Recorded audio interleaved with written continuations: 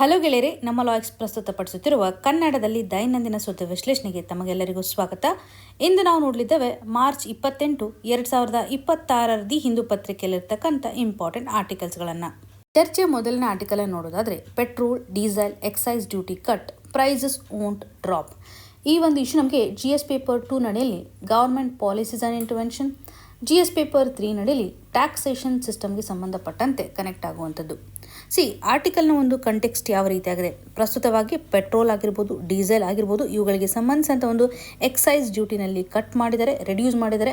So prices ನಡೆಯಲ್ಲಿ ಏನೇ ಬದಲಾವಣೆ ಆಗಿಲ್ಲ, ಪ್ರೈಸಸ್ನ ಒಂದು ಸ್ಟೆಬಿಲಿಟಿಯನ್ನು ಕಾಣ್ತಾ ಇದ್ದೀವಿ ಅಂತ ಹೇಳ್ಬೋದು. ಈ ಒಂದು ಹಂತದಲ್ಲಿ ಸರ್ಕಾರ ಯಾವ ರೀತಿಯಂಥ ಇನಿಷಿಯೇಟಿವನ್ನು ತೆಗೆದುಕೊಂಡಿದೆ, ಯಾವ ರೀತಿಯಾಗಿ ಲಾಸಸ್ಸನ್ನು ಭರಿಸ್ತಾ ಇದೆ, ಇದು ಕಸ್ಟಮರ್ಗೆ ಬೆನಿಫಿಟ್ ಇದೆನಾ ಅಥವಾ ಆಯಿಲ್ ಮಾರ್ಕೆಟಿಂಗ್ ಕಂಪನೀಸ್ಗೆ ಬೆನಿಫಿಟ್ ಇದೆನಾ ಅಥವಾ ಸರ್ಕಾರಕ್ಕೆ ಬೆನಿಫಿಟ್ ಇದೆನಾ ಅಂತ ಇಲ್ಲಿ ನಾವು ನೋಡಬೇಕು. ಮೊದಲ ಹಂತದಲ್ಲಿ ಎಕ್ಸೈಸ್ ಡ್ಯೂಟಿ ಅಂದರೆ ಏನು ಅನ್ನುವಂಥ ಕಾನ್ಸೆಪ್ಟ್ ನಿಮಗೆ ಕ್ಲಿಯರ್ ಆಗಬೇಕು. ಜನರಲಿ ಭಾರತದಲ್ಲಿ ಪ್ರೊಡ್ಯೂಸ್ ಮಾಡ್ತಾ ಇರುವಂಥ ಅಥವಾ ಮ್ಯಾನುಫ್ಯಾಕ್ಚರಿಂಗ್ ಮಾಡ್ತಕ್ಕಂಥ ಗೂಡ್ಸ್ಗಳ ಮೇಲೆ ವಿಧಿಸ್ತಾ ಇರುವಂಥ ಟ್ಯಾಕ್ಸ್ ಅಂತ ಹೇಳ್ಬೋದು. ಎಕ್ಸೈಸ್ ಡ್ಯೂಟಿ ನಡೆಯಲ್ಲಿ ಡೊಮೆಸ್ಟಿಕ್ ಪ್ರೊಡಕ್ಷನ್ ಆಗಿರುವಂತಹ ಸರಕುಗಳ ಮೇಲೆ ವಿಧಿಸ್ತಾ ಇರುವಂಥ ಒಂದು ತೆರಿಗೆ ಆಗಿದೆ ಅಂತ ಹೇಳ್ಬೋದು. ಇದನ್ನು ಯಾರು ಕಲೆಕ್ಟ್ ಮಾಡ್ತಾರೆ, ಸೆಂಟ್ರಲ್ ಗೌರ್ಮೆಂಟು ಕಲೆಕ್ಟ್ ಮಾಡ್ತಾ ಇರುವಂಥ ಸ್ಥಿತಿಗತಿಯನ್ನು ನೋಡ್ತಾ ಇದ್ವಿ. ಇವಾಗ ಏನಾಗಿದೆ ಅಂದರೆ, ಸಾಕಷ್ಟು ಗೂಡ್ಸ್ಗಳನ್ನು GST ನಡೆಯಲ್ಲಿ ಇನ್ಕ್ಲೂಡ್ ಮಾಡ್ತಾ ಇರೋದ್ರಿಂದ ಕೇಂದ್ರ ಸರ್ಕಾರ ಹಾಗೂ ರಾಜ್ಯ ಸರ್ಕಾರದ ಮಧ್ಯೆ ತೆರಿಗೆ ಡಿಸ್ಟ್ರಿಬ್ಯೂಷನ್ ಆಗೋದನ್ನು ಕಾಣ್ತಾ ಇದ್ದೀವಿ. ಆದರೆ ಪೆಟ್ರೋಲಿಯಂ ಪ್ರಾಡಕ್ಟ್ ಹಾಗೂ ಲಿಕ್ಕರ್ ಎಕ್ಸೈಸ್ ಡ್ಯೂಟಿನಲ್ಲೇ ಕಂಡುಬರುತ್ತೆ, GST ನಡೆಯಲ್ಲಿ ಕಂಡು ಬರುವುದಿಲ್ಲ. ಕಾರಣ, ಆಲ್ಕೋಹಾಲ್ ಟ್ಯಾಕ್ಸ್ನ ಮುಖಾಂತರ ಸ್ಟೇಟ್ ಗೌರ್ಮೆಂಟ್ಗಳಿಗೆ ಸಾಕಷ್ಟು ಆದಾಯ ಬರ್ತಾ ಇದೆ. ಸ್ಟೇಟ್ಗಳು ಆಲ್ಕೋಹಾಲ್ ಟ್ಯಾಕ್ಸ್ ಮೇಲೆ ಡಿಪೆಂಡೆನ್ಸಿಯನ್ನು ತೋರಿಸ್ತಾ ಇದ್ದಾವೆ. ಈ ಒಂದು ಕಾರಣದಿಂದಾಗಿ GST ಒಳಗೆ ಇನ್ಕ್ಲೂಡ್ ಮಾಡಿಕೊಂಡಿಲ್ಲ. ಈ ಮೊದಲು GST ಇಂಪ್ಲಿಮೆಂಟ್ ಆಗೋಕ್ಕಿಂತ ಮುಂಚೆ, ಅದರಲ್ಲೂ 7th ಶೆಡ್ಯೂಲ್ ಅಂತ ನೋಡಿದಾಗ ಯೂನಿಯನ್ ಲಿಸ್ಟ್ನಲ್ಲಿ ಎಂಟ್ರಿ 84 ನಮಗೇನು ಹೇಳ್ತಾ ಇತ್ತು ಅಂದರೆ, ಪಾರ್ಲಿಮೆಂಟು ಎಕ್ಸೈಸ್ ಡ್ಯೂಟಿಯನ್ನು ಯಾವ ರೀತಿಯಾಗಿ ಲೇವಿ ಮಾಡುತ್ತೆ, ಮ್ಯಾನುಫ್ಯಾಕ್ಚರಿಂಗ್ ಗೂಡ್ಸ್ಗೆ ಸಂಬಂಧಪಟ್ಟಂತೆ ಸೆಂಟ್ರಲ್ ಗೌರ್ಮೆಂಟ್ ಲೇವಿ ಮಾಡ್ತಕ್ಕಂಥ ಒಂದು ಕಂಡೀಷನ್ ಆಗಿರ್ಬೋದು. ಅಗೇನ್ ಸೆಂಟ್ರಲ್ ಎಕ್ಸೈಸ್ ಆ್ಯಕ್ಟ್ ಅಂತಲೂ ಸಹ ನೋಡ್ತೇವೆ. ಈ ಒಂದು ಎಕ್ಸೈಸ್ ಆ್ಯಕ್ಟ್ 1944, ಇದರಡಿನಲ್ಲೂ ಸಹ ಸರ್ಕಾರ ಯಾವ ರೀತಿಯಾಗಿ ಎಕ್ಸೈಸ್ ಡ್ಯೂಟಿಯನ್ನು ವಿಧಿಸುತ್ತೆ, ಲೇವಿ ಮಾಡುತ್ತೆ, ಕಲೆಕ್ಷನ್ ಮಾಡುತ್ತೆ ಅನ್ನುವಂಥ ಮಾಹಿತಿಯನ್ನು ಗಮನ ಹರಿಸ್ಬೋದು. GST ಆದ ಮೇಲೆ ಪೆಟ್ರೋಲಿಯಂ ಪ್ರಾಡಕ್ಟ್ ಆಗಿರ್ಬೋದು, ಟೊಬ್ಯಾಕನ್ನು ಎಲ್ಲ ನಾವು ನೋಡಿದಾಗ ಒಂದು ಲಿಮಿಟೆಡ್ ಗೂಡ್ಸ್ಗೆ ಸಂಬಂಧಪಟ್ಟಂತೆ ಎಕ್ಸೈಸ್ ಡ್ಯೂಟಿಯನ್ನು ಗಮನ ಹರಿಸುವಂಥದ್ದು, ಸ್ಟೇಟ್ ಗೌರ್ಮೆಂಟ್ಗೆ ಬರ್ತಾ ಇರತಕ್ಕಂಥ ಒಂದು ಆದಾಯ ಇಲ್ಲಿ ಕಂಟಿನ್ಯೂ ಆಗ್ತಾ ಇದೆ ಅಂತಲೇ ಹೇಳ್ಬೋದು. ಪ್ರಸ್ತುತವಾಗಿರುವಂಥ ಕಂಡೀಷನನ್ನು ನೋಡಿದಾಗ ಪೆಟ್ರೋಲ್ ಹಾಗೂ ಡೀಸೆಲ್ ಎಕ್ಸೈಸ್ ಡ್ಯೂಟಿನಲ್ಲಿ ಬದಲಾವಣೆಯನ್ನು ಮಾಡಿದ್ದಾರೆ, ಕಟ್ ಮಾಡಿದ್ದಾರೆ, ರೆಡ್ಯೂಸ್ ಮಾಡಿದ್ದಾರೆ ಅಂತಲೇ ಹೇಳ್ಬೋದು. ಆದರೆ ಪ್ರೈಸ್ನಲ್ಲಿ ಏನೂ ಚೇಂಜಸ್ ಆಗಿಲ್ಲ. ಇವಾಗ ಟ್ಯಾಕ್ಸನ್ನು ಹೆಚ್ಚಿಗೆ ಮಾಡಿದರೆ ಆಟೋಮೆಟಿಕ್ಲಿ ಪ್ರೈಸು ಸಹ ಹೆಚ್ಚಾಗುತ್ತೆ. ಯಾವುದೇ ಗೂಡ್ಸ್ ಇರ್ಬೋದು, ಟ್ಯಾಕ್ಸನ್ನು ಕಡಿಮೆ ಮಾಡಿದ್ದೆ ಆದರೆ ಪ್ರೈಸು ಸಹ ಕಡಿಮೆ ಆಗಬೇಕಲ್ವಾ. ಈ ಒಂದು ಕಂಡೀಷನನ್ನು ನೋಡಿದಾಗ ಪ್ರೈಸ್ ಏನು ಚೇಂಜ್ ಆಗಿಲ್ಲ, ಪ್ರೈಸ್ ಡ್ರಾಪ್ ಆಗಿಲ್ಲ. ಏನು ಕಾರಣ ಇರ್ಬೋದು ಅನ್ನೋಂಥದ್ದನ್ನು ನಾವಿಲ್ಲಿ ನೋಡಬೇಕಾಗತ್ತೆ. ನಾರ್ಮಲ್ ಸಿಚುವೇಷನಲ್ಲಿ ಟ್ಯಾಕ್ಸಲ್ಲಿ ಏನೇ ಚೇಂಜಸ್ ಮಾಡಲಿ, ಟ್ಯಾಕ್ಸ್ ಇನ್ಕ್ರೀಸ್ ಮಾಡಿದಾಗ ಪ್ರೈಸು ಸಹ ಇನ್ಕ್ರೀಸ್ ಆಗುತ್ತೆ.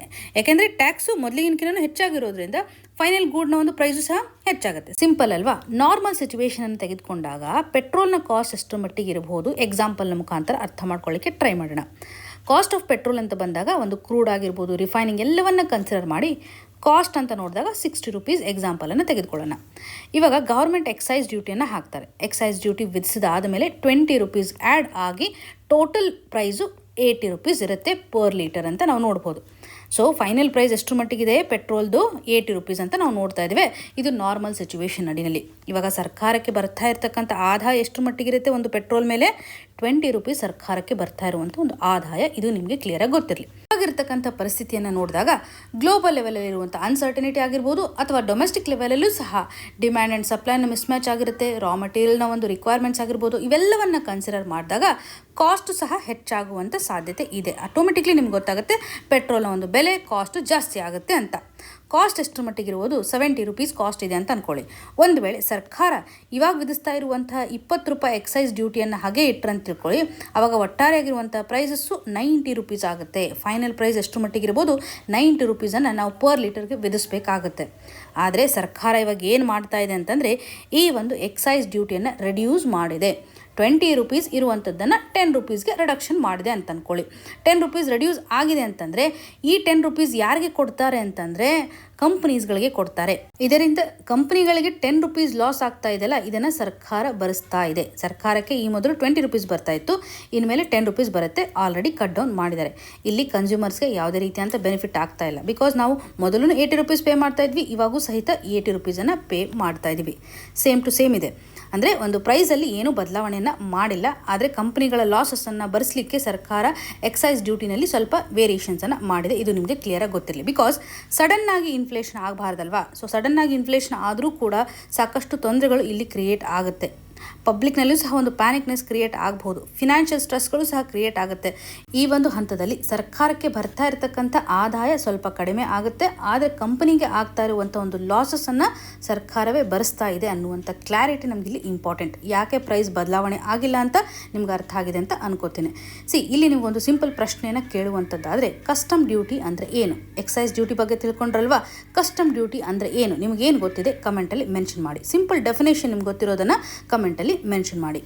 ಇನ್ನು ಮುಂದಿನದಾಗಿ 5 killed as avalanche strikes Zojila pass on Srinagar ಲೇ ನ್ಯಾಷನಲ್ ಹೈವೇ. ಈ ಒಂದು ಇಶ್ಯೂ ನಮಗೆ GS ಪೇಪರ್ 1 ನಡೆಯಲ್ಲಿ ಫಿಸಿಕಲ್ ಜೋಗ್ರಫಿ, GS ಪೇಪರ್ 4 ನಡೆಯಲ್ಲಿ ಡಿಸಾಸ್ಟರ್ ಮ್ಯಾನೇಜ್ಮೆಂಟ್ಗೆ ಸಂಬಂಧಪಟ್ಟಂತೆ ಕನೆಕ್ಟ್ ಆಗುತ್ತೆ. ಇಲ್ಲಿ ನೀವು ಅಬ್ಸರ್ವ್ ಮಾಡಬಹುದು, ಝೋಜಿಲಾ ಪಾಸ್ ಕಾಶ್ಮೀರ್ ಮತ್ತು ಲಡಾಖನ್ನು ಕನೆಕ್ಟ್ ಮಾಡ್ತಕ್ಕಂಥ ಈ ಒಂದು ಏರಿಯಾದಲ್ಲಿ ಅವಲಾಂಚಿ ಆಗಿದೆ. ಇದರಿಂದ ಡೆತ್ ಆಗಿರೋದನ್ನ ಕಾಣ್ತಾ ಇದ್ದೀವಿ. ಸೊ ಈ ಒಂದು ಹಂತದಲ್ಲಿ ಕಾರಣಗಳು ಏನಿದಾವೆ ಅಂತ ನಾವು ಕನೆಕ್ಟ್ ಮಾಡಬೇಕಾಗುತ್ತೆ. ಅವಲಾಂಚಿ ಅಂತಂದರೆ ಏನು? ಸಿಂಪಲ್ ಆಗಿ ಅರ್ಥ ಮಾಡ್ಕೊಳ್ಳೋದಾದರೆ, ಒಂದು ಸ್ಲೋಪ್ ರೀಜನನ್ನು ಕನ್ಸಿಡರ್ ಮಾಡಿದಾಗ ಈ ಒಂದು ಸ್ಲೋಪ್ ನಡಿನಲ್ಲಿ ರಾಕ್ಗಳ ಪ್ರೆಸೆನ್ಸ್ ಇರಬಹುದು, ಅಥವಾ ಡೆಬ್ರೀಸ್ಗಳು ಇರಬಹುದು, ಐಸ್ ಕಂಟೆಂಟ್ ಆಗಿರ್ಬೋದು, ಅಥವಾ ಸ್ನೋ ಮಟೀರಿಯಲ್ ಇರಬಹುದು. ರ್ಯಾಪಿಡ್ ಆಗಿರುವಂಥ ಒಂದು ಮೂಮೆಂಟನ್ನು ತೋರಿಸುತ್ತೆ ಸಾಕಷ್ಟು ಕಾರಣಗಳ ಮುಖಾಂತರ. ಇವಾಗ ಅರ್ಥಕ್ವೇಕ್ ಆಗಿದೆ ಅಂತಂದರೆ ಆಟೋಮೆಟಿಕ್ಲಿ ಇಲ್ಲಿರ್ತಕ್ಕಂಥ ಮಟೀರಿಯಲ್ ಫಾಲ್ ಡೌನ್ ಆಗುತ್ತಲ್ವಾ. ಗ್ರಾವಿಟಿಯ ಒಂದು ಇನ್ಫ್ಲೂಯೆನ್ಸ್ನ ಮುಖಾಂತರನೂ ಸಹ ಮಾಸ್ ಲೆವೆಲಲ್ಲಿ ಈ ಮಟೀರಿಯಲ್ಸ್ಗಳ ಮೂವ್ಮೆಂಟನ್ನು ಕಾಣ್ತಾ ಇದ್ದೀವಿ. ರಾಕ್ ಅವಲಾಂಚಿ ಅಂದಾಗ ರಾಕ್ ಮಟೀರಿಯಲ್ಸ್ಗಳು ಸ್ಲೈಡ್ ಡೌನ್ ಆಗೋದನ್ನು ನೋಡ್ಬೋದು. ಐಸ್ ಅವಲಾಂಚಿ ಅಂತ ಬಂದಾಗ ಗ್ಲೇಸಿಯರ್ ಐಸ್ ಕೊಲ್ಯಾಪ್ಸ್ ಆಗೋದನ್ನು ನೋಡ್ತಾ ಇದ್ದೇವೆ. ಸ್ನೋ ಅವಲಾಂಚಿ ಅಂತ ಬಂದಾಗ ರ್ಯಾಪಿಡ್ ಆದರೂ ಆಗ್ಬೋದು, ಅಥವಾ ಸ್ಮಾಲ್ ಸ್ಕೇಲಲ್ಲೂ ಸಹ ಸ್ನೋ ಅವಲಾಂಚಿ ಆಗುವಂಥ ಸಾಧ್ಯತೆ ಇರುತ್ತೆ. ಡೆಬ್ರೀಸ್ ಅವಲಾಂಚಿ ಅಂತ ಬಂದಾಗ ಸಾಯಿಲ್ ಮಟೀರಿಯಲ್ಸ್ಗಳು, ಸ್ಟೋನ್ಗಳು ಎಲ್ಲವೂ ಸಹ ಮಿಕ್ಸ್ ಆಗೋದ್ರ ಮುಖಾಂತರ ರ್ಯಾಪಿಡ್ ಮೂವ್ಮೆಂಟನ್ನು ಕಾಣ್ತಾ ಇದ್ದೇವೆ. ಸೊ ಇದು ಹೈಲಿ ಡಿಸ್ಟ್ರಕ್ಟಿವ್ ಕಂಡೀಷನನ್ನು ಕ್ರಿಯೇಟ್ ಮಾಡುತ್ತೆ ಅಂತ ಗಮನಿಸ್ಬೋದು. ಏನು ಕಾಸಸ್ ಇರುತ್ತೆ? ನ್ಯಾಚುರಲ್ ಫ್ಯಾಕ್ಟರ್ ಅಂತಲೇ ನಾವು ತೆಗೆದುಕೊಂಡಾಗ ಅದರಲ್ಲೂ ಇವಾಗ ಸ್ನೋ ಅವಲಾಂಚಿ ಅಂತ ನೋಡ್ತಾ ಇದ್ದೀವಲ್ಲ, ಹೆವಿ ಸ್ನೋ ಫಾಲ್ ಆಗುವಂಥ ಸ್ಥಿತಿಗತಿಗಳು ಇರಬಹುದು. ಸ್ನೋ ಲೇಯರಿಂಗ್ ತುಂಬ ವೀಕ್ ಆಗಿರ್ಬೋದು, ಟೆಂಪರೇಚರ್ ಹೆಚ್ಚಾಗಿರುವ ಕಾರಣ, ಸನ್ಲೈಟ್ ಜಾಸ್ತಿ ಆಗಿದೆ ಅಂತಂದಾಗ, ಸ್ಟೀಪ್ ಸ್ಲೋಪ್ ಏನಾದರೂ ಇದ್ದರೆ, ಅರ್ಥ್ಕ್ವೇಕ್ ಆಗಿದ್ರೆ, ಇವೆಲ್ಲವೂ ಸಹ ನ್ಯಾಚುರಲ್ ಫ್ಯಾಕ್ಟರ್ಸ್ ಅಂತ ಅನಿಸ್ಕೊಳ್ಳುತ್ತೆ. Heavy snowfall, weak snow layering, steep ಆಗಿರುವಂಥ ಸ್ಲೋಪ್ಸ್ಗಳು, ಟೆಂಪರೇಚರ್ ಹೆಚ್ಚಾಗಿರುವಂಥದ್ದು ಅರ್ಥ್ಕ್ವೇಕ್ ಮೇಜರ್ ಫ್ಯಾಕ್ಟರ್ಸ್ಗಳು. ಹ್ಯೂಮನ್ ಫ್ಯಾಕ್ಟರ್ಸ್ ಅಂತ ಬಂದಾಗ ರೋಡ್ ಕನ್ಸ್ಟ್ರಕ್ಷನ್ಸ್ ಆಕ್ಟಿವಿಟೀಸ್ಗಳನ್ನು ಮಾಡ್ತಾ ಇರುವಂಥದ್ದು, ಟೂರಿಸಂ ಆಕ್ಟಿವಿಟಿ, ವೆಹಿಕಲ್ಸ್ಗಳ ಒಂದು ಮೂವ್ಮೆಂಟ್ನ ಮುಖಾಂತರನೂ ಸಹ ಸ್ನೋ ಅವಲಾಂಚೀಸ್ಗಳು ಆಗ್ತಕ್ಕಂಥ ಸಾಧ್ಯತೆ ಹೆಚ್ಚಿದೆ. ಅತಿ ಮುಖ್ಯವಾದಂತಹ ಕಾರಣ ಅಂತಂದರೆ ಗ್ಲೋಬಲ್ ವಾರ್ಮಿಂಗ್ ಫಿನಾಮಿನಾ. ಗ್ಲೋಬಲ್ ವಾರ್ಮಿಂಗ್ನಿಂದಾಗಿ ಸ್ನೋ ಲೇಯರಿಂಗ್ ತುಂಬ ವೀಕ್ ಆಗುತ್ತೆ, ಬಾಂಡಿಂಗ್ ತುಂಬ ವೀಕ್ ಇರೋದನ್ನು ಗಮನ ಹರಿಸ್ಬೋದು. ಇದರಿಂದಾಗಿ ಫ್ರೀಕ್ವೆಂಟ್ ಆಗಿರುವಂಥ ಅವಲಾಂಚೀಸ್ಗಳನ್ನು ಕಾಣ್ತಾ ಇದ್ದೀವಿ. ಮಿಟಿಗೇಷನ್ ಮೇಜರ್ಸ್ ಅಂತ ಬಂದಾಗ ಸ್ಟ್ರಕ್ಚರಲ್ ಲೆವೆಲಲ್ಲಿ ಸ್ನೋ ಫೆನ್ಸಸ್ಸನ್ನು ಹಾಕಬೇಕು. ವಾಲ್ಸ್ಗಳನ್ನು ಡೈವರ್ಷನ್ ಮಾಡೋದ್ರ ಮುಖಾಂತರ ಸ್ನೋಗಳು ಕಾನ್ಸಂಟ್ರೇಷನ್ ಆಗದೆ ಇರುವಂತೆ ನೋಡ್ಕೊಳ್ಬೇಕು. ಸ್ಲೋಪನ್ನು ಸಹ ಸ್ಟೆಬಿಲೈಸ್ ಮಾಡೋದ್ರ ಮುಖಾಂತರ ಅವಲಾಂಚಿಯನ್ನು ನಾವು ತಡೆಗಟ್ಟಬಹುದಲ್ವಾ. ಸ್ಟ್ರಕ್ಚರಲ್ ಲೆವೆಲಲ್ಲಿ ಫೋಕಸ್ ಮಾಡೋದು. ಟೆಕ್ನಾಲಜಿಕಲಿ ಅಂತ ಬಂದಾಗ ಅರ್ಲಿ ವಾರ್ನಿಂಗ್ ಸಿಸ್ಟಮನ್ನು ಪ್ರೊವೈಡ್ ಮಾಡೋದ್ರ ಮುಖಾಂತರ, ಅವಲಾಂಚಿಗಳನ್ನು ಡಿಟೆಕ್ಟ್ ಮಾಡ್ತಕ್ಕಂಥ ಸೆನ್ಸಾರ್ಸ್ಗಳನ್ನು ಅಳವಡಿಸೋದ್ರ ಮುಖಾಂತರ ಇಮಿಡಿಯೇಟ್ ಆಗಿ ನಮ್ಗೆ ಗೊತ್ತಾಗ್ಬಿಡುತ್ತೆ. ಇದರಿಂದ ಆಗುವಂಥ ಇಂಪ್ಯಾಕ್ಟನ್ನು ತಡೆಗಟ್ಟಬಹುದು. ಪ್ರಿವೆಂಟಿವ್ ಮೇಜರ್ಸ್ ಅಂತ ಬಂದಾಗ ಹ್ಯೂಮನ್ ಆಕ್ಟಿವಿಟಿಯನ್ನು ಕೆಲವೊಂದಿಷ್ಟು ಏರಿಯಾನಲ್ಲಿ ರೆಸ್ಟ್ರಿಕ್ಷನ್ ಮಾಡಬೇಕು. ಇದರಿಂದನೂ ಸಹ ನಾವು ಇಂಪ್ಯಾಕ್ಟನ್ನು ತಡೆಗಟ್ಟಬಹುದು ಅಲ್ವಾ. ಸ್ಲೋಪ್ ನಡಿನಲ್ಲೂ ಸಹ ಪ್ಲಾಂಟ್ಸ್ಗಳನ್ನು ಹೆಚ್ಚು ಡೆವಲಪ್ ಮಾಡೋದ್ರ ಮುಖಾಂತರ ಸ್ಲೋಪ್ಗಳು ಸ್ಟೆಬಿಲೈಸ್ ಆಗುತ್ತೆ. ಇದರಿಂದ ಆಗುವಂತಹ ಇಂಪ್ಯಾಕ್ಟ್ ಲಾರ್ಜ್ ಸ್ಕೇಲಲ್ಲಿ ಕಡಿಮೆ ಆಗುತ್ತೆ ಅಂತಾನೆ ಹೇಳ್ಬೋದು. ಅವಲಾಂಚಿ ನಡಿಯಲ್ಲಿ ಜನರಲಿ ನಾವು ರ್ಯಾಪಿಡ್ ಆಗಿರ್ತಕ್ಕಂಥ ಮೂವ್ಮೆಂಟ್ ಆಗ್ಬಿಡುತ್ತಲ್ಲ, ಇದರಿಂದ ಇಂಪ್ಯಾಕ್ಟು ಸಹ ತುಂಬ ಕ್ವಿಕ್ ಆಗುತ್ತೆ. ಇದರಿಂದ ಪ್ರಿವೆಂಟಿವ್ ಮೇಜರ್ಸನ್ನು ನಾವು ತೆಗೆದುಕೊಳ್ಳೋದೇ ಉತ್ತಮ ಅಂತ ಹೇಳ್ಬೋದು. ಅರ್ಲಿ ವಾರ್ನಿಂಗ್ ಸಿಸ್ಟಮನ್ನು ಇನ್ನೂ ಸ್ಟ್ರಾಂಗ್ ಆಗಿ ಮಾಡೋದ್ರ ಮುಖಾಂತರ, ಸಸ್ಟೈನಬಲ್ ಆಗಿರುವಂಥ ಇನ್ಫ್ರಾಸ್ಟ್ರಕ್ಚರ್ನ ಡೆವಲಪ್ ಮಾಡೋದ್ರ ಮುಖಾಂತರ, ಕ್ಲೈಮೇಟ್ ಅಡಾಪ್ಟೇಷನ್ ಸ್ಟ್ರಾಟಜೀಸ್ಗಳನ್ನು ತೆಗೆದುಕೊಂಡು ಬರೋದ್ರ ಮುಖಾಂತರ ಅವಲಾಂಚಿಯಿಂದ ಆಗ್ತಾ ಇರುವಂಥ ಒಂದು ರಿಸ್ಕನ್ನು ರೆಡ್ಯೂಸ್ ಮಾಡ್ಬೋದು. ಜನರಲಿ ಮೌಂಟೇನ್ ರೀಜನ್ ನಡೆಯಲ್ಲಿ ಫ್ರಜೈಲ್ ಕಂಡೀಷನ್ ಇರೋದ್ರಿಂದ ಹೆಚ್ಚು ಅವಲಾಂಚೀಸ್ಗಳು ಕಂಡು ಬರುತ್ತೆ ಅನ್ನುವಂಥ ಕ್ಲಾರಿಟಿನೂ ಸಹ ನಮಗೆ ಇಂಪಾರ್ಟೆಂಟ್. ಇನ್ನು ಮುಂದಿನದಾಗಿ defence proposals of ₹2.38 lakh crore get approval. ಈ ಒಂದು ಇಶ್ಯೂ ನಮಗೆ GS ಪೇಪರ್ 3 ನಡೆಯಲ್ಲಿ ಡಿಫೆನ್ಸ್ ಸೆಕ್ಟರ್ಗೆ ಸಂಬಂಧಪಟ್ಟಂತೆ ಕನೆಕ್ಟ್ ಆಗುತ್ತೆ. ರೀಸೆಂಟ್ಲಿ ಡಿಫೆನ್ಸ್ ಅಕ್ವಿಸಿಷನ್ ಕೌನ್ಸಿಲ್ ಕೆಲವೊಂದಿಷ್ಟು ಕ್ಯಾಪಿಟಲ್ ಅನ್ನು ಅಲೋಕೇಶನ್ ಮಾಡಿದೆ ಡಿಫೆನ್ಸ್ ಸೆಕ್ಟರ್ಗೆ ಸಂಬಂಧಪಟ್ಟಂತೆ ಅಕ್ಸೆಪ್ಟೆನ್ಸ್ ಆಫ್ ನೆಸೆಸಿಟಿ ಆಧಾರದ ಮೇಲೆ, ಅಂದರೆ ಒಂದು ಅಪ್ರೂವಲ್ ಸ್ಟೇಜ್ ನಡೆಯಲಿದೆ ಅಂತಲೇ ಗಮನ ಹರಿಸಬಹುದು. ಅಕ್ಸೆಪ್ಟೆನ್ಸ್ ಆಫ್ ನೆಸೆಸಿಟಿ ಅಂತಂದರೆ ಸರ್ಕಾರ ಎಲ್ಲಿ ನೀಡಿದೆ ಅದರ ಆಧಾರದ ಮೇಲೆ ಒಂದು ಖರ್ಚನ್ನು ಮಾಡ್ತಾ ಇದೆ. ಇಕ್ವಿಪ್ಮೆಂಟ್ಸ್ಗಳನ್ನು ಪರ್ಚೇಸ್ ಮಾಡ್ತಕ್ಕಂಥ ಹಂತದಲ್ಲಿ, ಪ್ರೊಕ್ಯೂರ್ಮೆಂಟನ್ನು ಮಾಡ್ತಕ್ಕಂಥ ಹಂತದಲ್ಲಿ ಒಂದು ಗ್ರೀನ್ ಸಿಗ್ನಲ್ನ ಕೊಡ್ತಾ ಇದೆ ಅಂತ ಹೇಳ್ಬೋದು.